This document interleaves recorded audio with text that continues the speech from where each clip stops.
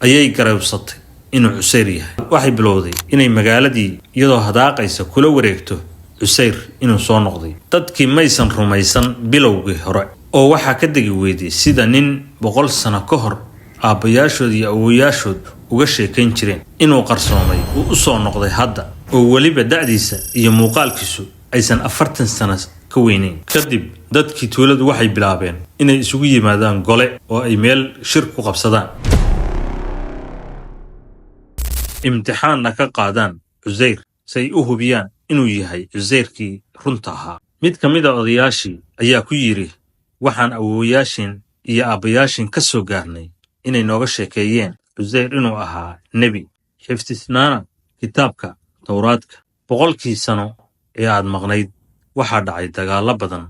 Dadkii kitaabka Tawraadka yaqaanana idkama harin. oo kalena ma jiraan kutub qoran oo horay loo sii qoray marka si aan hadda u barano. Haddaba haddii aad tahay Cuseyrkii runta ahaa ee aabayaasheen noo sheegeen,